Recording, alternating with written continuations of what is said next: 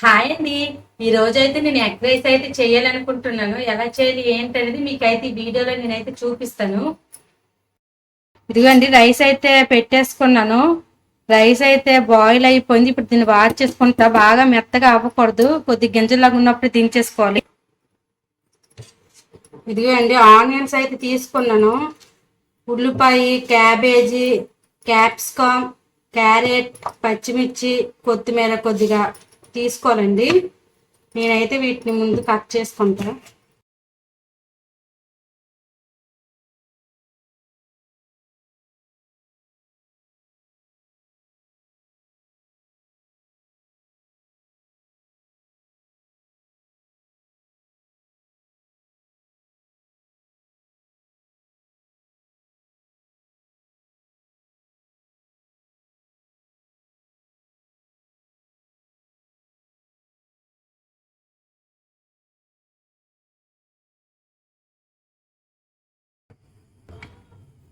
ఇదిగోండి అన్నీ అయితే కట్ చేసుకొని పెట్టేసుకున్నాను. ఇదిగోండి ఇప్పుడు ఆయిల్ అయితే వేసుకుంటున్నాను.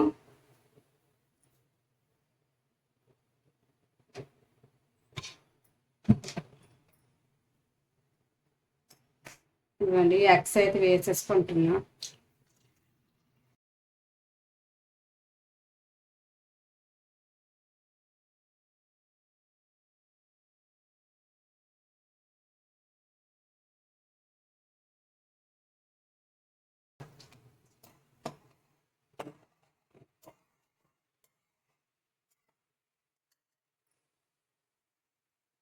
ఇదిగోండి ఇందులో కొద్ది మిరియాల పౌడర్ అయితే వేసుకోవాలి,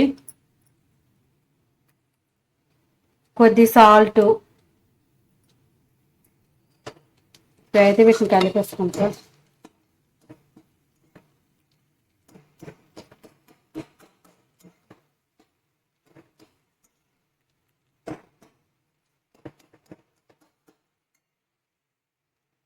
ఇదిగోండి నేనైతే కొద్ది పసుపు అయితే వేసుకుంటున్నాను. మీకు నచ్చితే వేసుకోవచ్చు, లేకపోయినా పర్వాలేదు. ఎందుకంటే నాకు ఆ గుడ్డు స్మెల్ అనేది పోవాలంటే కొద్ది పసుపు వేస్తే పోతుంది, అందుకని చెప్పి నేనైతే వేసుకుంటాను.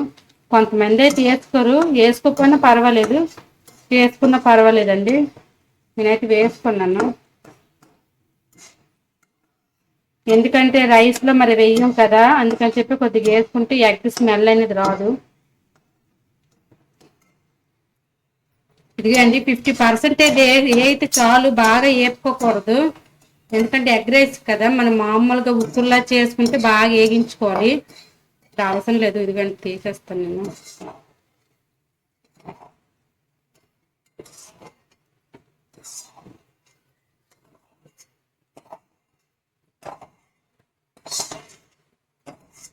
ఇదిగండి తీసేసుకున్నాం. దీంట్లో మరి కొద్దిగా ఆయిల్ వేసుకుంటా.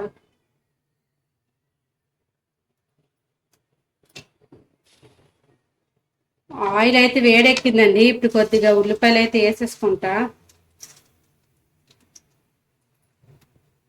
అలాగే పచ్చిమిర్చి,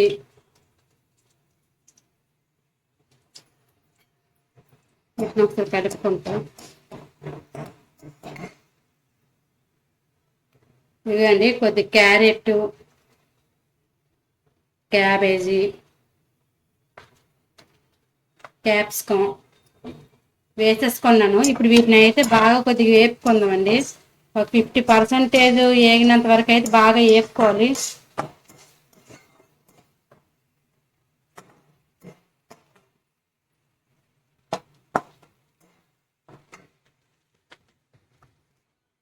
ఇప్పుడు కొద్ది సాల్ట్ అయితే వేసుకుంటా.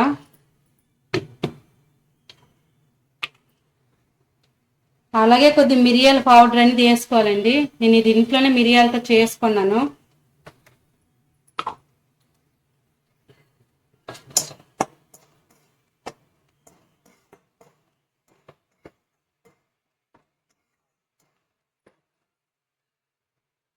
ఇదిగోండి రైస్ అయితే బాయిల్ చేసి ఉంచుకున్నాను కదా, వేసుకుంటాను.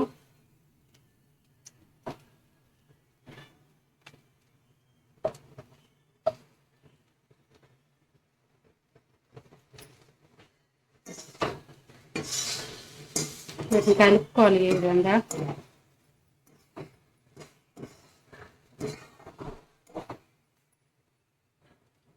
ఇదిగండి ఇందులో కొద్ది సోయా సాస్ వేసుకోవాలి. వేసుకొని ఒకసారి కలుపుకోవాలి బాగా.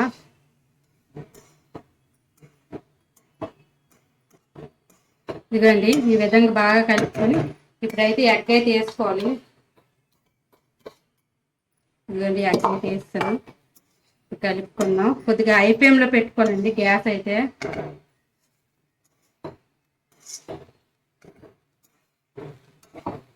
కొద్ది పెద్ద కళాయిలోనే చేసుకోవాలండి, లేకపోతే మొత్తం రైస్ కట్ట తుల్లిపోతే సరిగ్గా ఆగదు.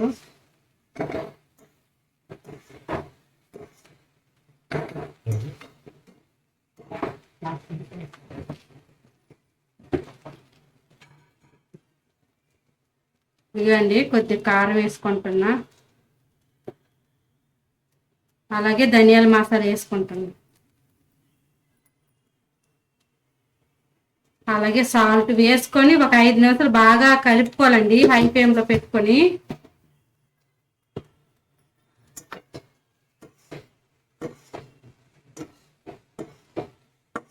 ఇలా ఒక 5 నిమిషాల వరకు కలుపుతూనే ఉండాలి.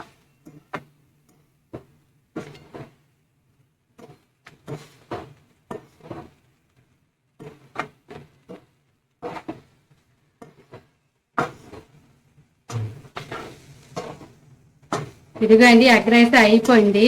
మీకు కావాలంటే మిర్చి సాస్ ఉంటే వేసుకోవచ్చు, తినాలని ఇంట్రెస్ట్ ఉంటే. నేనైతే మిర్చి సాస్ తినను కానీ టమాటా సాస్ అయితే నేను తింటానండి. ఇదిగోండి సాసులు, నేను టమాటా సాస్ అయితే వేసుకుంటాను. ఇదిగోండి ఎగ్ రైస్ అయితే చేయడం అయితే అయిపోయిందండి. గ్యాస్ అయితే ఆఫ్ చేసుకున్నాను. ఎలా ఉంది? చాలా బాగుందండి. మీరు కూడా ట్రై చేయండి. ఎలా వచ్చిందో కామెంట్ చేయండి. Bye bye.